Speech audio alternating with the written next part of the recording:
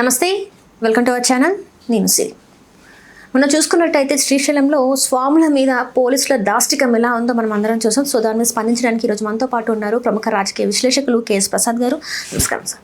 నమస్తే సార్, శ్రీశైలంలో పోలీసుల దాష్టికం స్వాముల పైన అది అసలు వీడియోస్ చూస్తుంటే చాలా ఘోరం అనిపించింది. సో దాన్ని చూసిన తర్వాత మీరు ఎలా స్పందిస్తారు సార్ దాని మీద? మీరు స్పందించడానికి ఏం లేదమ్మా. ఒకటి కన్వర్టెడ్ హిందూస్ ప్రభుత్వం, ఒకటి దానికి తోడు దేవాదాయ శాఖ ఒక సీనియర్ మోస్ట్ ఆనంద్ గారు ఉండి కూడా ఆయన్ని ఒక డమ్మీ చేసి ఓవర్ యాక్షన్ చేసి పవన్ కళ్యాణ్తో సనాతన ధర్మం అన్న అంబిగ్యూటీలో ఆయన ఇన్నాళ్ళు బట్టి నేను హిందువుని అయ్యి ఉండి పైపచ్చి నేను ఇన్నాళ్ళు బట్టి అన్ని వివిధ శాఖలు నిర్వర్తించిన నా స్థాయికి ఆయనలాంటి సీనియర్ మోస్ట్ ఉండి కూడా ఆయన యూటిలైజేషన్ లేనప్పుడు ఏం చేయాలో నాకైతే అర్థం కావట్లేదు. ఫస్ట్ థింగ్, అసలు శ్రీశైల క్షేత్రం దాన్ని ఏమంటారు,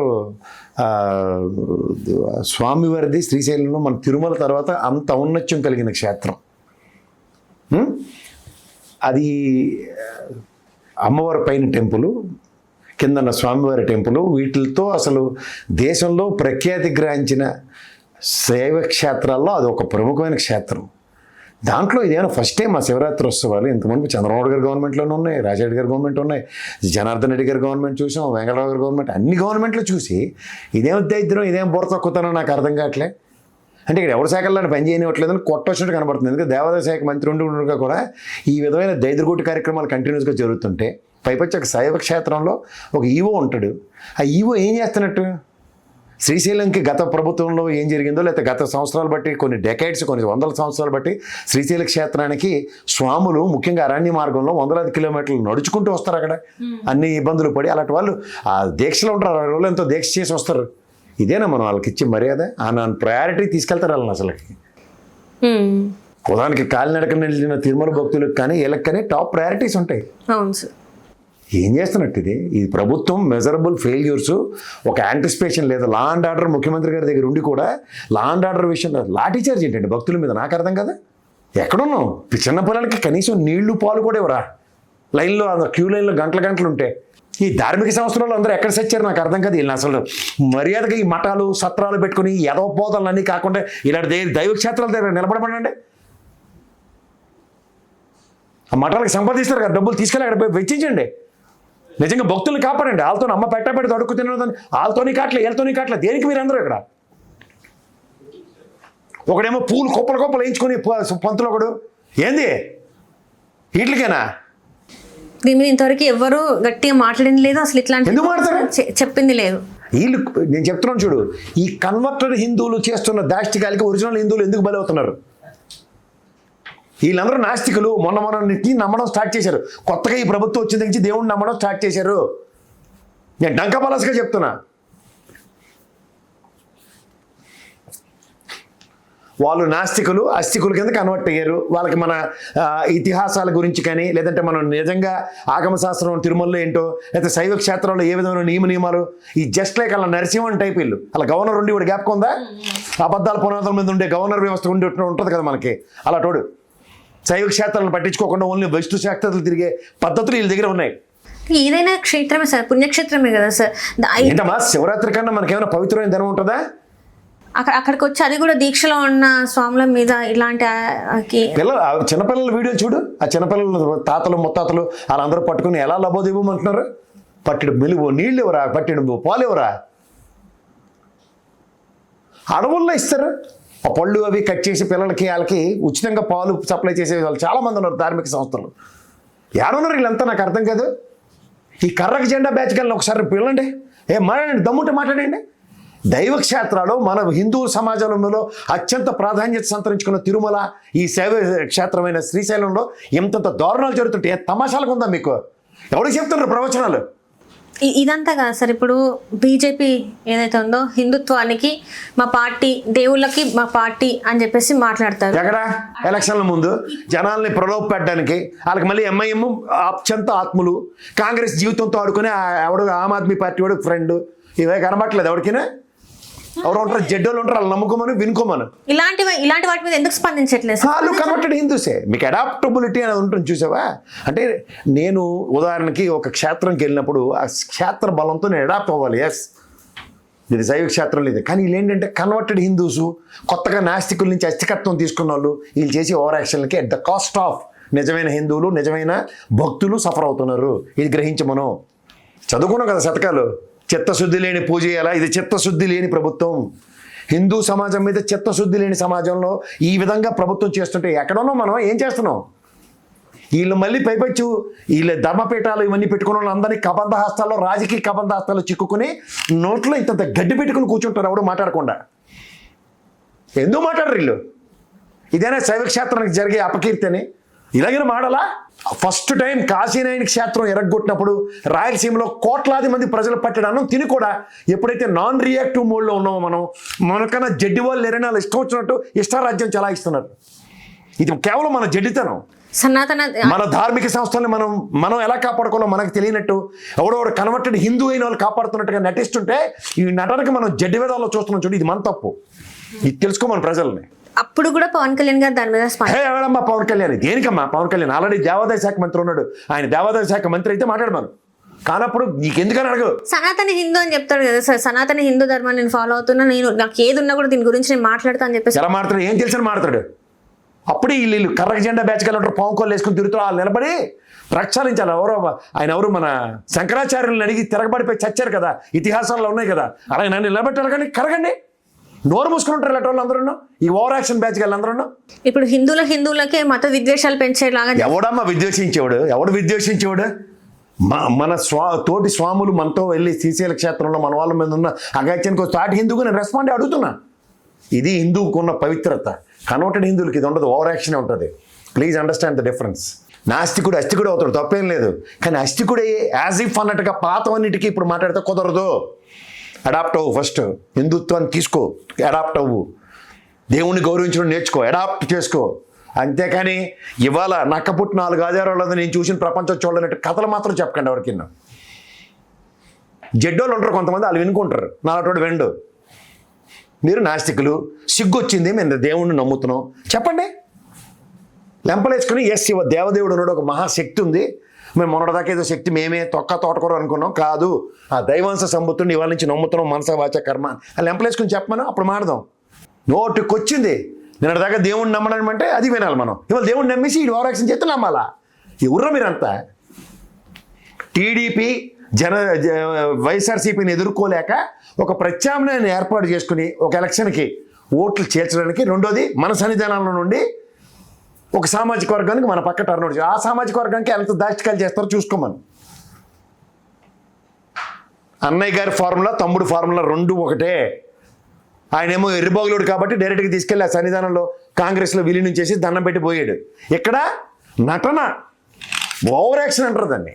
ఈ ఓవర్ యాక్షన్తో యాజ్ ఇఫ్ అదేదో ఒక స్వతంత్ర ప్రతిపత్తి కలిగిన పార్టీలాగా, ఆ పార్టీలో నిజంగా మాట్లాడుతున్న వాళ్ళందరినీ పక్క పొండి అని అందరు జనసేన ప్రతినిధులను ఆపారు. ఒకే జనసేన ప్రతినిధి వస్తున్నాడు మార్కెట్లో చూసుకొని కావాలంటే. ఖచ్చితంగా కొంతమందిని వ్యక్తిగతంగా కొట్టడానికే వస్తున్నాడు. ఇవన్నీ గమనిస్తారు ప్రజలు. అయిపోయినట్టే అంటారా మరి? అయిపోయినట్టే అవదు. ఇది అంతం కాదు, ఇది ఆరంభం సినిమా. అంతులేని కథలో జయప్రద స్టోరీ. అది ఉన్నట్టు లేనట్టు. ఇప్పుడు నీకు ఒక పార్టీకి ఒక విధానం ఉంటుంది కదా, ఖచ్చితంగా సార్. ఆ విధానం ఏంటి? ఎస్ నేను నా పార్టీకి ఈ నియమావళి, నా వ్యక్తుల్ని ఇలా పరిరక్షించుకో, ఇదేం ఉండదు. ఈ పార్టీకి నియమాలు ఉండదు. తెలుగుదేశం పార్టీ ఏ నియమాలు ఇస్తే అదే పార్టీ నియమాలు మాదని నడుస్తుంది. దానికి పార్టీ పెట్టడం కన్నా ఆ పార్టీలో జాయిన్ అయితే సరిపోతుంది. అరే అలా అయితే రెడ్ హ్యాండ్కి దొరికిపోతారు కదా. అన్నయ్య తమ్ముడు హోటల్ నువ్వు నేను మాట్లాడము. ఇప్పుడు దీనివల్ల ప్రజలు, ఆయన నమ్ముకున్న ప్రజలు మోసపోయారు కదా సార్. ఇప్పుడు ఆయన సిద్ధాంతాలు నమ్మి ఆయన లెఫ్ట్ అంటే లెఫ్ట్కి వెళ్ళారు, రైట్ అంటే రైట్కి వచ్చారు, ఏది చెప్పినా అది చేశారు. లాస్ట్ ఏం చేశారు? గోదావరిలో తీసుకెళ్ళి ఏం తీశారు. ఇప్పటికే చాలా మంది బయటకు వచ్చేసారు, చాలా అంటే చాలా మంది. ఎవరైతే డై హార్డ్ పవన్ కళ్యాణ్, ఏం కొత్త వాళ్ళకి కొత్త అయితే చెప్పు. ప్రజారాజ్యం పార్టీలో కూడా అతిరేత మహారథులు అన్ని పార్టీల నుంచి నెక్కచ్చైన ఆ కాపు సామాజిక వర్గ లీడర్లు, టాల్ లీడర్స్ వాళ్ళు. ఈ నమ్ముకొని అందరూ వెళ్ళారు. పెద్దలు హరిరామ్ జోగయ్య గారు కానీ ఎంతమంది, వసంత కృష్ణ ప్రసాద్ ఇలాంటి వాళ్ళు ఎంతమంది లేరు. ఏరేళ్ళు వీళ్ళకి ఒక సిద్ధాంతం ఏడిస్తే ఆ సిద్ధాంతానికి కట్టుబడటానికి. వీళ్ళకి సిద్ధాంతం ఉండదు. సిద్ధాంతం అంతా మిఠాయి, టక్ సెటిల్మెంట్. ఎప్పటికప్పుడు పనికి ఆహార పథకంలో నిజంగా ఆ నరేగా రైతులు కాదు, వీళ్ళు అసలైన వాళ్ళు. ఇది గమనించుకోమని ప్రజలు. అండ్ ఇవాళ చూసుకున్నట్టయితే assembly sessions, budget assembly sessions మనకి జరుగుతున్నాయి. ఏంటంటారు సార్ అసలు అక్కడ ఏం జరుగుతుంది ఏంటంటారు? ఆ సంక్షేమ పథకాలు అంటే గవర్నర్ గారు చెప్పింది ఏంటంటే సంక్షేమ పథకాలు సూపర్ 6 ఏదైతే ఉందో అది చాలా బాగా చేసేసారు ఇప్పుడు ఉన్న ప్రభుత్వం అని చెప్పేసి మాట్లాడారు. మరి అపోజిషన్ పార్టీ ఏడ్ చేయాలి, వాళ్ళతో పాటు తప్పలు కొడతారా, చేస్తారని చేయలేదని వాళ్ళకి తెలుసు కాబట్టి నిరసన తెలియజేసి వాకౌట్ చేసి బయటకు వచ్చారు అంతే. అంటే గవర్నర్ గారు అలా చెప్పడం కరెక్ట్ అంటారు? ఆయన ఏం చేస్తారమ్మా, రిపబ్లిక్ డేకి వీటికి ప్రభుత్వం రాసి ఇచ్చిన అబద్ధాల స్క్రిప్ట్ చదివేసి బయటికి పోతారు. ఏ ప్రభుత్వం అయినా, నేను స్వాతంత్రం వచ్చిన కానీ నుంచి గవర్నర్ ప్రసంగాలు ఎప్పుడైతే ఫాలో ఇదేంటిది ఇదేంటి జరగలేదు కదా నువ్వు నేను ఇక్కడ కూర్చుని అనుకోవడమే కానీ వాళ్ళ నిజాలు గ్రహించరు.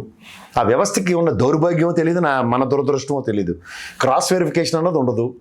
గుడ్డెది జైల్లో పడినట్టు ఆ దిక్కుమాల స్పీచ్ చదివడం పోవడమే తప్ప అసలు ఇందులో శాంచ్యూటీ ఏంటి, క్రెడిబిలిటీస్ ఏంటి, దీని క్రెడెన్షియల్స్ ఏంటి అని ఏమి ఉండదు వాళ్ళకి. అట్లీస్ట్ రాటిఫికేషన్ కూడా ఎవరు ఇచ్చేది అది మనం ఏం చేయలేం. ఆ వ్యవస్థను మనం అవమానించలేం, గౌరవించలేం, దాని గురించి మాడలేం అన్నది సూపర్లేటివ్ డిస్కషన్స్ తీసుకుంటే మనం హెల్ప్లెస్. కానీ వాళ్ళు అసలు యాక్చువల్గా ఆ వ్యవస్థ తిరిగి ప్రశ్నించాలి. ఏంటంటే ఇదన్నీ ఇచ్చారు, నాకైతే స్టాటిస్టిక్స్ ఉన్నాయి కదా కాగ్ రిపోర్ట్లోనూ లాస్ట్ పెట్టిన బడ్జెట్లోనూ అలొకేషన్స్ వీటికి ఏం లేవు కదా. ఇప్పుడు ఉదాహరణకి మీరు అమ్మ ఒడికి బదులు తల్లికి వందనం ఏదో పెట్టారు, అందరి పిల్లలకి ఇస్తున్నారు. గత ప్రభుత్వం ఇచ్చిన స్టాటిస్టిక్స్కి కాంట్రడిక్షన్ ఉంది.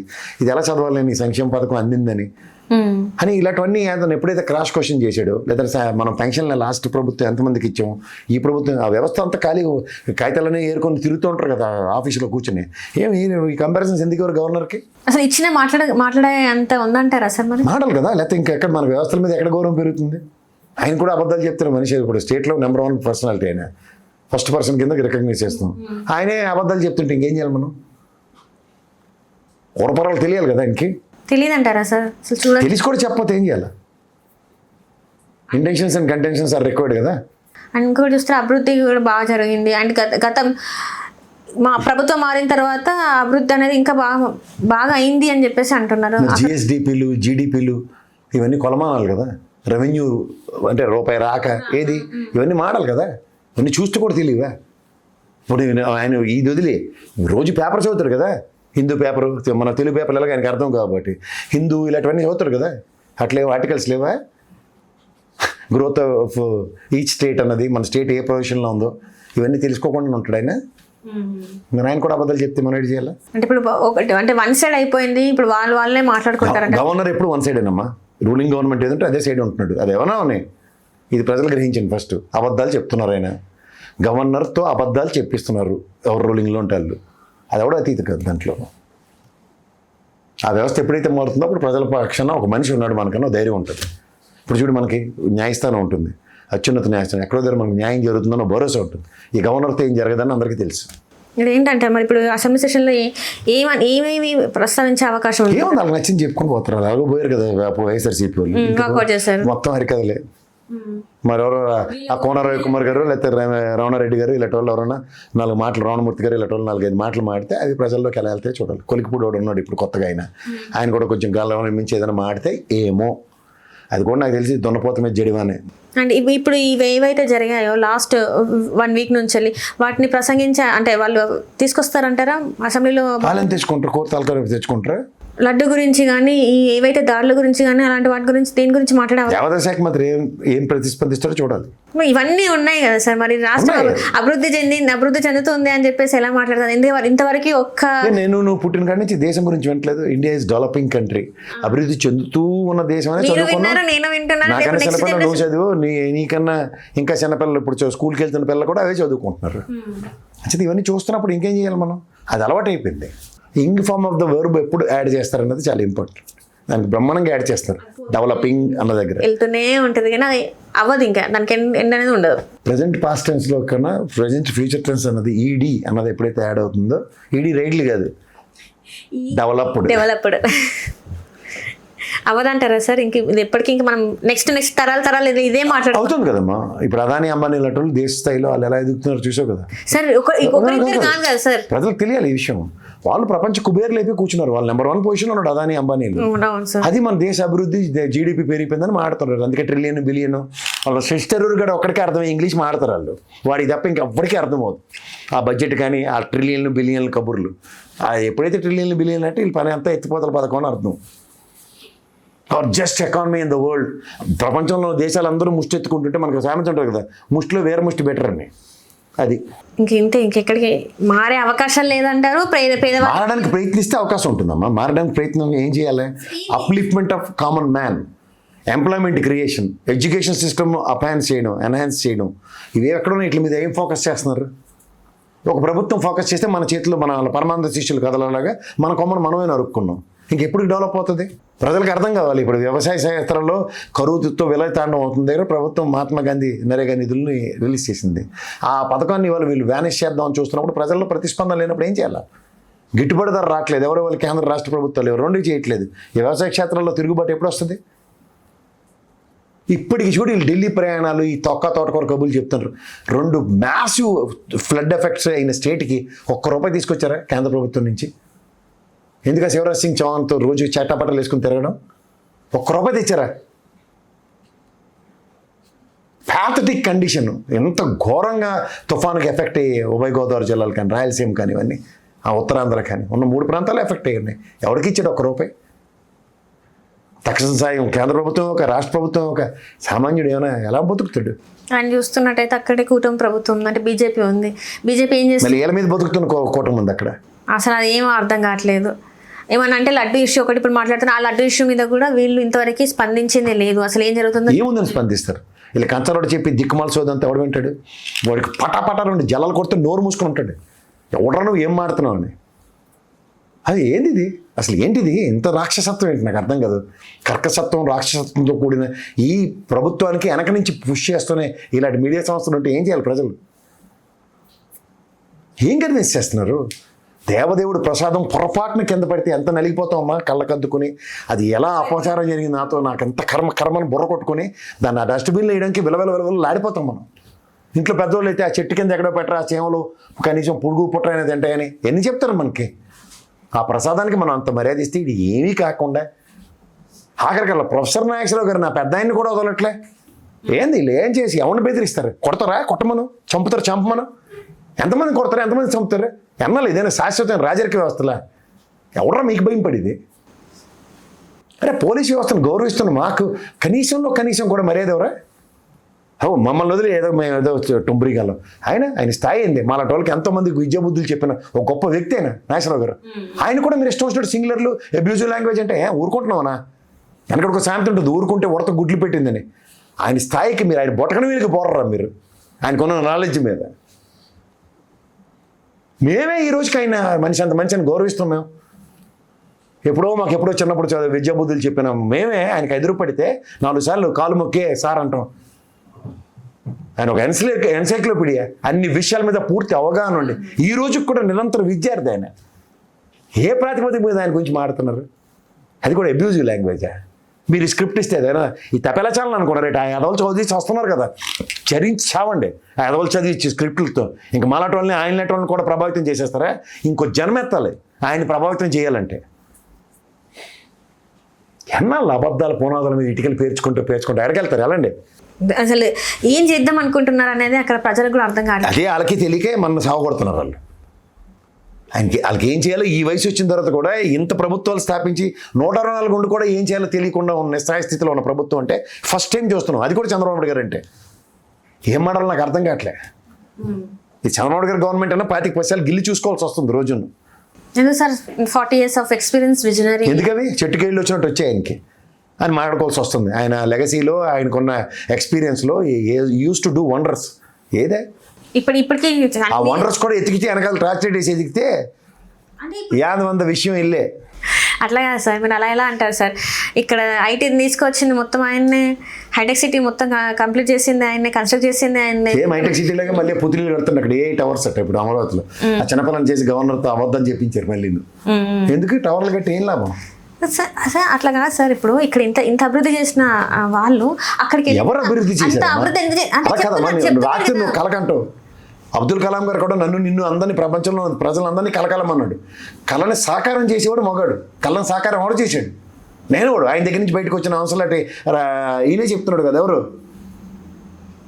రేవంత్ రెడ్డి గారు చెప్పారు కదా. ఎయిర్పోర్ట్ శంషాబాద్ ఆయనే కట్టాడు. ఎవరు? రాజశేఖర రెడ్డి గారు. Outer ring road Rajasekhara Reddy గారు కట్టారు. ఇవన్నీ చూసుకోవడం ఇంకేం చెప్పాలా? ఏదైనా నువ్వు అడిగి చూడు. హైటెక్ సిటీ మాత్రం ఆయన కట్టాడు. మైక్రోసాఫ్ట్ ప్రైవేట్ వ్యవస్థ తీసుకొచ్చాడు. అలాగే ఐఎస్బి ఏమైనా ఉస్మాన్ యూనివర్సిటీకి ఏమైనా 1000 కోట్లు ఇచ్చి బృహత్తర పథకాన్ని ఏమైనా ఇచ్చాడా, లేకపోతే కాకతీయ యూనివర్సిటీకి కానీ, నాగార్జున యూనివర్సిటీకి కానీ, ఆంధ్ర యూనివర్సిటీకి కానీ ఏమైనా ఆయన బ్యూటిఫుల్ ఫండ్స్ ఇచ్చి ఎన్హాన్స్ చేసాడా? ఐఎస్బిని తీసుకొచ్చాడు. ఐఎస్బి ఏంటి, వెళ్ళి చదువు, ఎంబీ చదువు చేతనైతే మినిమం 5 years ఎక్స్పీరియన్స్ కావాలి, 5 లక్షలు 10 లక్షల ఫీజు ఉంటుంది దాంట్లో. ఏంటమ్మో ఐఎస్బి తెచ్చారు ఎవరికి? పేద ప్రజలకైతే కాదు. అదే నేను మాట్లాడుతుంది. ఈజ్ ఎ క్యాపిటలిస్ట్ భావాలతో ఉన్న వ్యక్తి ఆయన.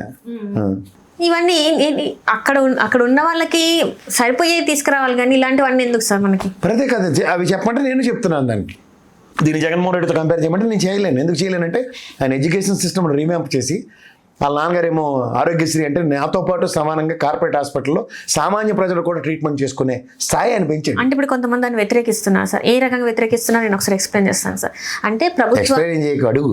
ఆ బుర్ర తక్కువతోనని ఎక్స్ప్లెనేషన్ అనరు, వాళ్ళ బుర్ర తక్కువ పేలాపని అంటారు.